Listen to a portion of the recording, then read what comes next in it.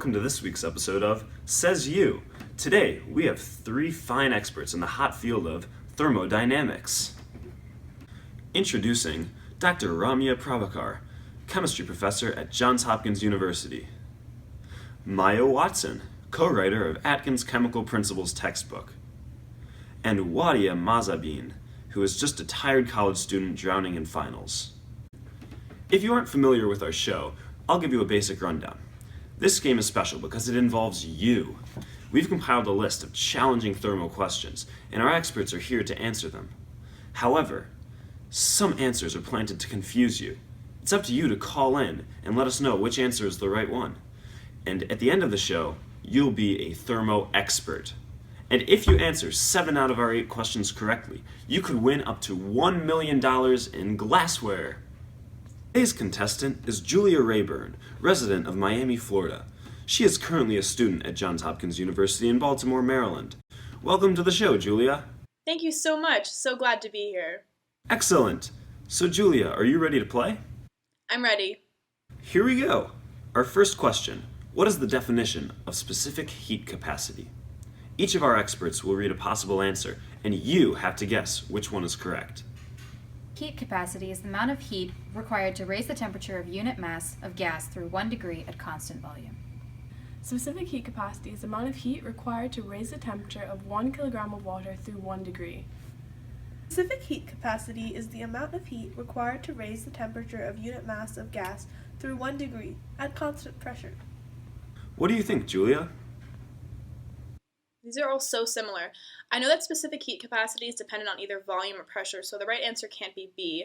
I also know that it can change with the changing pressure because pressure has no effect on density. So I'm guessing the answer must be A. You're correct. The specific heat capacity is the amount of energy taken to increase the temperature by 1 degree at constant volume. Great job, Julia. On to our second question. What is the change in entropy when acetone vapor condenses to a liquid at a constant temperature? Entropy is positive. Entropy is negative. 0. Just like my grades on all my finals. This one's an easy one. Vapor condensing to a liquid is a phase change from gas to solid. In gases, particles are moving faster through the air and are not attracted to one another, but in liquids, the molecules are packed more tightly together. Entropy measures the disorder of reaction, so since molecules are going from moving freely and quickly around to being packed more tightly together, disorder would decrease, so entropy would be negative. The answer is C. That's correct. That was excellent, Julia. You have 2 points now and are 5 questions away from winning $1 million worth of glassware. Are you ready for the next question? I'm ready. Which of the following are true statements regarding equilibrium? The forward reaction and the reverse reaction are occurring at the same rate, and the concentrations of the reactants and products do not change over time. Both the rate constants and activation energies of the forward and reverse reactions are the same. Reactions have stopped, and all of the limiting reactant will be consumed. Well, I know that the reaction continues at equilibrium, so it can't be C. I'm not sure between A and B, though. I know that the rates are the same, so I'm leaning more towards A. It also makes sense the concentration wouldn't be changing over time once equilibrium is reached. I think I would go with A. That's correct. All equilibrium means is the forward and reverse reactions are proceeding at the same rate, resulting in unchanging concentrations of products and reactants over time after equilibrium has been reached. Awesome work! Only 4 more correct answers to go.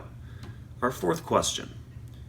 Which of the following statements will always apply when a reversible chemical reaction has reached equilibrium? All reactants will convert to products. The Gibbs free energy of the system reaches a minimum. The forward reaction will dominate over the reverse reaction. This one's kind of a weird one. I'm going to guess A because the equation will continue until the reactants have all been used up. Unfortunately, that is not the correct answer. When Gibbs free energy reaches a minimum, or 0, equilibrium has occurred. This is because the concentration of reactions and products have become constant. It is incorrect because there could be reactants in excess, in which case not all the reactants would convert to products. Additionally, C is also incorrect because the reverse reaction could be more favorable than the forward reaction. Therefore, B is the correct answer. Julia, you now have to answer all 4 of our remaining questions correctly in order to win the prize. Do you think you can do that? I'm ready. Alright then, next question. Enthalpy is an example of a state function. What is a state function? A state function is a thermodynamic quantity whose value is independent of the history of the system. A state function is a function detailing the state of matter in which the products are found. A function that currently cannot exist outside of the United States. A state function is a function with which the history of the reaction doesn't matter. That's just a definition of a state function. The answer is A. That's correct. Awesome, Julia.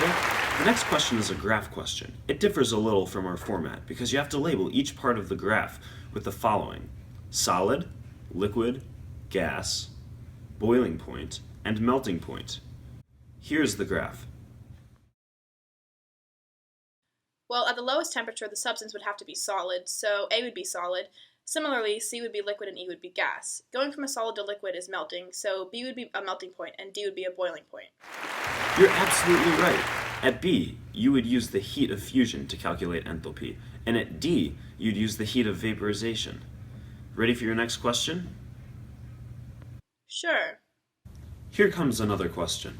In a closed system in which water is evaporating, what would happen if we increased the temperature? According to Le Chatelier's principle, the reaction would shift to the products and more vapor would be produced. According to Le Chatelier's principle, the reaction would shift to the reactants and less vapor would be produced. Temperature has no effect on this reaction. Well, vaporization is an endothermic reaction, which means heat is a reactant. This means that increasing temperature would increase heat, and increased amount of reactants would result in the reaction shifting towards the products, producing more vapor. The answer is A. That's correct.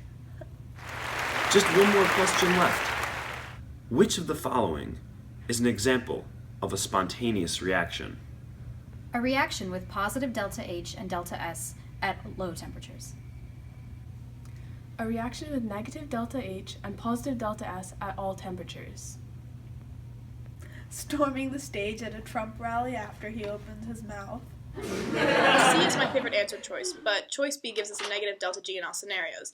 I guess I'm going to have to submit answer choice B. Congratulations! You win $1 million of glassware. What are you going to do with all that glass? I'm going to sell them and make actual money. What a noble cause. Thank you for participating today, Julia. That concludes this episode of Says You.